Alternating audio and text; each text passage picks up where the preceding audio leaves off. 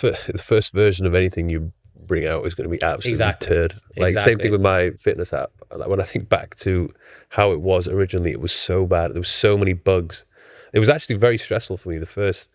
I didn't even want to promote it because I was not happy with the end product. I was like, this is bullshit. I kept saying to the developers I work with, I was like, they were like, you need to push it more. And I said, well, I'm not pushing it because the basics are not even working. So how about you go and fix it? Then I'm going to start promoting it. And then it wasn't until I think it was like maybe end of 2021, 2022, where I don't know what they'd done, but they'd finally sorted out a lot of the bugs and it was actually pretty damn good. And I was like, oh, okay, yeah. So now I'll naturally promote it because I don't like promoting bullshit. Yeah, it's a dilemma founders have when it's your own thing. You don't want to push out something that you don't feel confident in because you don't want to push out shit to your audience, which is great and says a lot about you because most people in a position would say, fuck it, whatever, people are going to buy it anyways. Yeah. And they'll push it out, you know, and I think it comes from people wanting excellence and caring about your reputation and caring about your audience and not trying to rip them off. And I'm really in touch with the users and the community as well. So at the moment, what it has been for the past few years is predominantly been on Facebook. But anybody who has had any issues or want any improvements, like I am there, like monitoring it and replying to people because I genuinely want it to be the best app that it can be. And even things which I take for granted because I've been doing the fitness thing for so long, I don't have the same mindset or thought process as a complete beginner.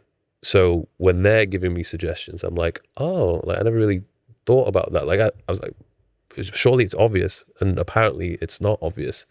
So I guess it'd be a similar thing for you. Like when there's people who are almost newbies in the training scene, you know, you'll need to put yourself in their shoes and think, okay, well, what is it that they will really want from this? Yeah, and what I've done with that is I've done a lot of calls with users early on, and even now sometimes I'll hop on calls. I've done calls with users to get an idea of how they use the platform. I've done customer support tickets as a CEO of a company. It's like, you're doing customer support tickets, and it's like we have this thing in our company that everyone is required to do customer support at times.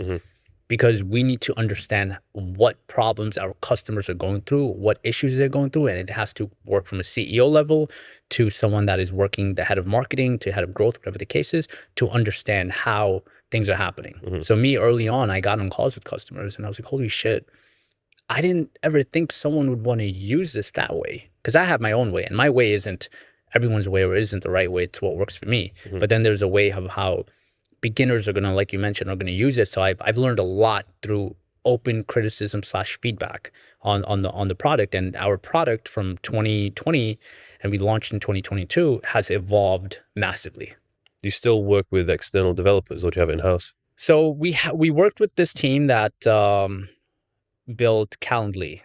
Oh yeah. So they are one of the teams we worked with, and I was able to get 4 to 5 of their developers to us in-house full-time now.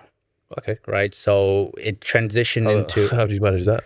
So they're still part of the team that the agency. Yeah, they're not Calendly. They're still part of the agency. So the Calendly worked with an agency called Railsware. Okay. And Railsware has those engineers, some of the engineers, and we were able to have them as our full-time people now. But I still have, constant communication with the CEO. All great people, phenomenal team, and we have had great success together. But for me, it was a lot of learning how to lead a team, right? So going back to starting TradeZello a little bit, was the challenge I had was when I started TradeZello, I was 25, right? And up until then, trading, I had courses and all that stuff at that time, and doing that business was very easy. I don't think having a course business is hard. I don't unless you're doing it at a macro level of 20, 30, 40 million dollars, sure, now you need systems and you need teams and all that stuff. But if you just have a course, it's like a YouTube channel behind a paywall. Yeah, you know what I mean? That's essentially what it is. So it's not, it's a very easy business. And I've always had this notion of, I don't want to be a course seller. I don't want to be known as a course seller. And I want to have a legitimate business. Yeah. And having a legitimate business to me was getting into SaaS. So when I first got into it that year, we kind of had to follow with the developers. We had a year of off period. So September 2020 till 2021 of summer, we had no teams, no one on board. the struggle I went through on building was, how do I go from a mindset of a trader to now learning these skills of being a proper CEO, leading a team, learning how software teams are supposed to be ran, learning what a sprint is, learning how the design process is supposed to look like, learning how product management is supposed to look like, learning how, Q&A is supposed to work. So I spent time during that 2021 period and 2022 period of just learning as much as I can.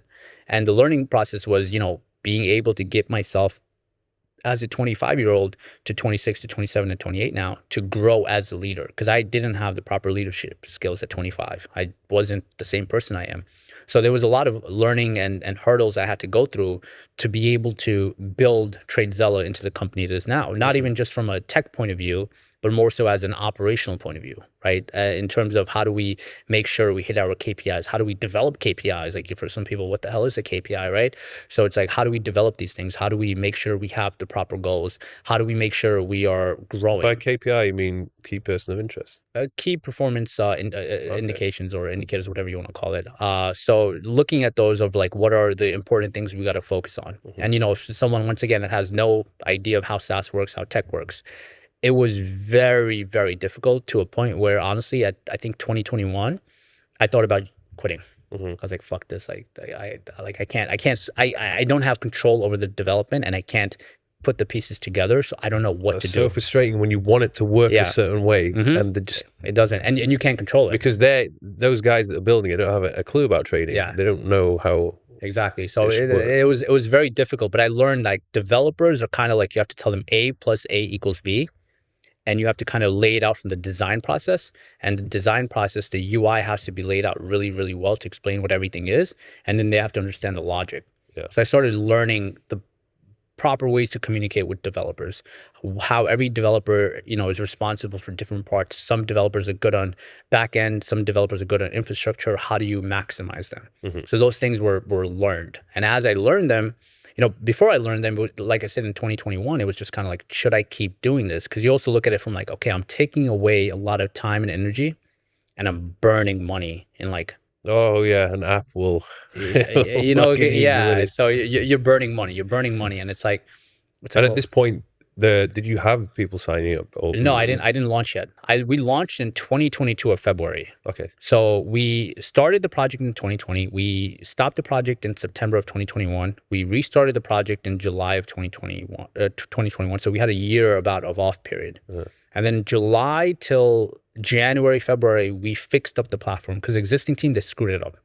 Everything was like, there was no proper testing. There was no way to scale the product. And my thing is, every time someone does some work that I'm not familiar with, I always get multiple opinions. So even if I go to a doctor, I'm never listening to one guy or one person. I have to go to 3-4 people and see, what's your opinion? So when I got the code, I went to 3, 4, 5 agencies or people in general, CFOs, CTOs and so on. And I asked them like, hey, what do you guys think? I'll pay you for it. And I paid people a bunch of money to review the code, and all of their opinions and feedback lined up where it's not scalable. There's no proper testing done. This is not done correctly. You can have issues here. So I was like, okay, so let me get rid of this team and find a new team. And then finding new teams, what I did was I had from January till March of 2021, I probably interviewed over 150 different people / companies. And my thing was go into those interviews and knowing I know what I'm talking about, but let them talk and learn from them. Because you can get on a call with someone in their industry, let them explain things and go deeper and deeper in questions, and they'll explain things without knowing you have no idea what you're talking about, and then you keep learning. So after 40, 50 interviews, I'm like, okay, I understand this. I understand we have to do unit testing. What is unit testing? So I started learning through these interviews, but it was a hell period of like, shit, do I keep doing this? And I'm like, well, I'm a trader, not this. This is not what I want to do. You're a master of app development now. Yeah, now I'm like, I can start an app or a company very, very well. But yeah, it was hectic. But then in 2022, the key pivotal thing was I was in the same place as you where I didn't want to launch. Because I was like, we had a good product that, not that we had bugs, but we didn't have everything I wanted. I was like, well, I need this, I need that. And my sister, Hatija, she goes, well, we're not waiting anymore. We got to launch. This is an MVP. This is not the final product. Yeah. And, when I look back at it, if she didn't push me at that moment, we would have still not launched. Yeah. Because for me, it's like, I'm like naturally a perfectionist where it's like, it has to be like this. It has to be like that. Yeah. And she just one day just signed people up. And I was like, oh shit, you signed people up? Yeah. She's like, we launched. that's it. We're signing people up. We're signing people up. We're signing people up. And then the feedback we started getting gave me like this confidence because, you know, you have these expectations for things on your own where you're like, no, this is not good. But then when you hear it from people, like, wait, hold on. It is good. It is effective. People are liking it. And then from there, the crazy part is 3 months in, we were profitable. And was this from just word of mouth? Like how hard? My social media, I didn't push super hard though. Yeah. It was like invite only. We didn't like let everyone on because we don't support every broker. 3 months, it became profitable. And 2 years in, we're going to make 2 years in this February, upcoming February, we are going to cross 8 figures in ARR, which is like on a 2-year SaaS company, you're profitable. You spent $0 on ads. You play off valuation. You're going at a 7 to 12x, 70 to 100. You know what I mean? That's just all organic. All organic. We've spent $0 in ads.